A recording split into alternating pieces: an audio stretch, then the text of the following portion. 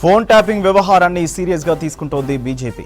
Tapping కేసును సీబీఐతో విచారణ జరిపించాలని డిమాండ్ చేస్తోంది. బీజేపీ సంస్థాగత ప్రధాన కార్యదర్శి బిఎల్ సంతోష్ పై కేసీఆర్ అసత్య ఆరోపణలు చేశారని మండిపడుతున్నారు ఆ పార్టీ నేతలు. CM Revanth Reddy phone tapping పై ఎందుకు సైలెంట్ గా ఉన్నారని ప్రశ్నిస్తున్నారు బీజేపీ నేతలు. ట్యాపింగ్ వ్యవహారంపై సీబీఐ విచారణకు సీఎం కోరాలని డిమాండ్ చేస్తున్నారు.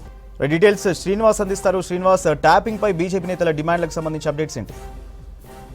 సూర్య, భారతీయ జనతా పార్టీలో జాతీయ స్థాయిలో అత్యంత కీలక పదవి బీజేపీ సంస్థాగత సంబంధించినటువంటి ప్రధాన కార్యదర్శి పోస్టు. అంటే పార్టీ ఇంటర్నల్గా వ్యవహారాలన్నీ కూడా పార్టీ బలోపేతానికి సంబంధించినటువంటి చాలా కీలకమైనటువంటి పోస్ట్ అనమాట. దీనికి బిఎల్ సంతోష్ సంస్థాగత జాతీయ ప్రధాన కార్యదర్శిగా ఉన్నారు.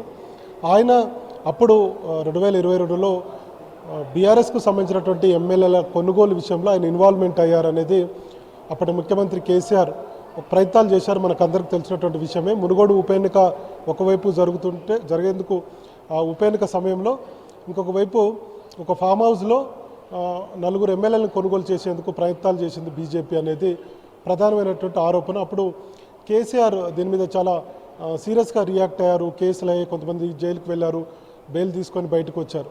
సో ఇదంతా ఒక ఎత్తు అయితే, ఇప్పుడు ప్రభుత్వం మారిన తర్వాత అప్పుడు ఎమ్మెల్యేల కొనుగోలు కేసుకు సంబంధించినటువంటి అంశాలన్నీ కూడా ఇప్పుడు ఒక్కొక్కటిగా బయటకు వస్తున్నాయి. తర్వాత జర్నలిస్టులు కావచ్చు, రాజకీయ నాయకులు కావచ్చు, ఎమ్మెల్యేలు కావచ్చు, ఎంపీలు కావచ్చు, సో వీళ్ళందరి యొక్క ఫోన్ ట్యాపింగ్ను అప్పటి ముఖ్యమంత్రి కేసీఆర్ స్వయంగా చేయించారనేది చాలా క్లారిటీగా ఉంది. ప్రజల్లో కూడా ఆ చర్చ జరుగుతుంది. సో ఎవరైతే బాధ్యులు ఉన్నారో వాళ్ళు కూడా వాళ్ళ వాంగ్మూలంలో చెప్తున్నారు. సో ఈ సందర్భంగా బిఎల్ సంతోష్ అంశం మరోసారి తెర మీదకి వచ్చింది. భారతీయ జనతా పార్టీలో చాలా కీలక పోస్టులో ఉన్నటువంటి వ్యక్తి బిఎల్ సంతోష్. సో ఆయన ఎమ్మెల్యేల కొనుగోలు విషయంలో చాలా సీరియస్గా వర్కౌట్ చేశారనేది అప్పటి ముఖ్యమంత్రి కేసీఆర్ చేసినటువంటి ఆరోపణ. సో ఇప్పుడు దానికి సంబంధించి తన కూతురును కాపాడుకునేందుకు బిఎల్ సంతోష్ను ఎరగా పెట్టుకున్నారు అనేది మనకు 2 రోజుల క్రితం ఎవరైతే ఫోన్ ట్యాపింగ్ చేసినటువంటి పోలీస్ అధికారులు ఉన్నారో వాళ్ళంతా కూడా వాంగ్మూలంలో చెప్తున్నటువంటి మాట. సో ఈ విషయం పట్ల భారతీయ జనతా పార్టీ చాలా సీరియస్గా రియాక్ట్ అయింది. సో ఖచ్చితంగా దీన్ని సిబిఐకి అప్పగించాలి, ఖచ్చితంగా కేసీఆర్ మీద చర్యలు తీసుకోవాలి అనే రాజ్యాంగానికి విరుద్ధంగా ఒక ముఖ్యమంత్రి స్థాయిలో ఉండి తీవ్రమైనటువంటి ఆరోపణలు ఒక పార్టీ మీద మరో జాతీయ పార్టీ మీద ఆరోపణలు చేయడం, అట్లనే కొంత చిల్లర రాజకీయాలు కేసీఆర్ చేశారనేటువంటి ఆరోపణలు కూడా భారతీయ జనతా పార్టీ నేతలు చేస్తున్నారు. ఈరోజు మధ్యాహ్నం ఢిల్లీలో కూడా ఎంపీ లక్ష్మణ్ మాట్లాడారు.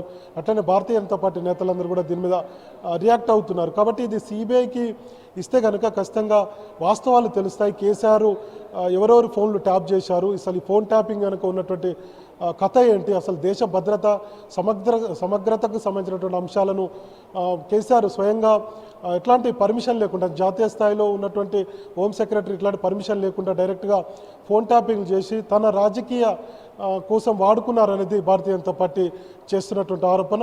సో ప్రధానమైనటువంటి 2-3 అంశాలను భారతీయ జనతా పార్టీ తెర మీదకి తీసుకొచ్చింది. ఒకటి, అప్పుడు బిఎల్ సంతోష్ మీద కావాలని ఇవన్నీ గతంలో ఉన్నటువంటి ముఖ్యమంత్రి కేసీఆర్ ఆరోపణలు చేశారు. ఆయన ప్రతిష్టకు, మరోవైపు జాతీయ పార్టీగా ఉన్నటువంటి బీజేపీ ప్రతిష్ట దెబ్బతీసే విధంగా అప్పుడు ప్రజల్లో ఒక చర్చ జరిగే విధంగా అసత్య ఆరోపణలు చేశారనేది ఒక ఆరోపణ.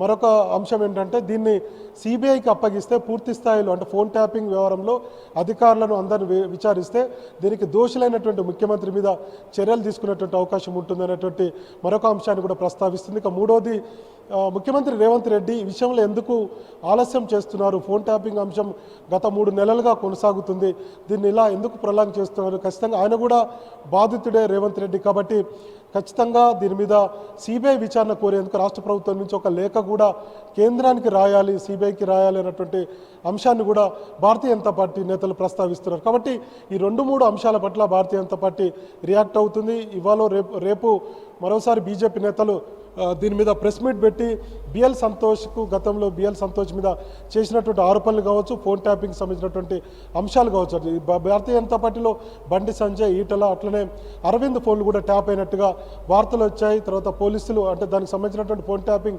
చేసినటువంటి పోలీసు అధికారులు కూడా ఈ అంశాన్ని రాష్ట్ర పోలీసుల ముందు చెప్పారు. కాబట్టి సో ఈ అన్ని అంశాలు దీని వెనక ఏం జరిగింది అనేటువంటి అంశాలు పూర్తి స్థాయిలో బయటికి రావాలి అంటే ఖచ్చితంగా సిబిఐకి ఈ కేసును అప్పగించాలి, సిబిఐ విచారణ చేయించాలి అనేటువంటి రాష్ట్ర ప్రభుత్వం కూడా కోరాలనేటువంటి ఒక డిమాండ్ను కూడా పెడుతుంది. సో మొత్తానికి ఖచ్చితంగా గత ముఖ్యమంత్రి కేసీఆర్ మీద చర్యలు ఉండేటువంటి అవకాశం ఉంటుంది. ఎందుకంటే కేంద్ర ప్రభుత్వం కూడా దీని మీద సీరియస్గా ఉన్నట్టు వార్తలు వస్తున్నాయి.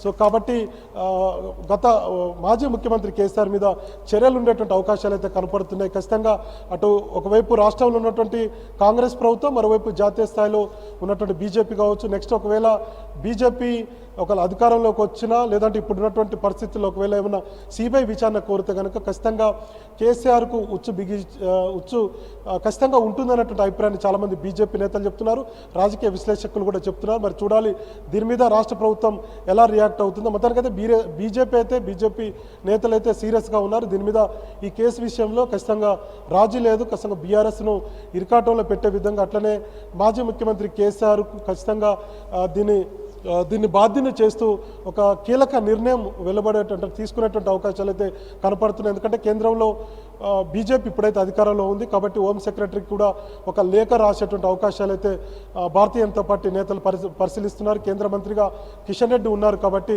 సో ఖచ్చితంగా దీని మీద సీరియస్గా వెళ్ళాలి, కేంద్ర ప్రభుత్వ అధికారులతో చర్చించి ఒక నిర్ణయం తీసుకోవాలన్నటువంటి ఆలోచన అయితే ఉంది. మరి అది ఏ విధంగా లీగల్గా వెళ్తారా కేంద్రంలో ఉన్నటువంటి ప్రభుత్వం, లేదంటే రాష్ట్ర ప్రభుత్వం ఒకవేళ లేఖ రాస్తే దీని మీద ఏమైనా రియాక్ట్ అవుతారా అనేది చూడాలి. సో మొత్తానికైతే కేసీఆర్ మీద సీరియస్గా యాక్షన్ ఉండేటువంటి అవకాశాలు అయితే మనకు కనపడుతున్నాయి. సూర్య.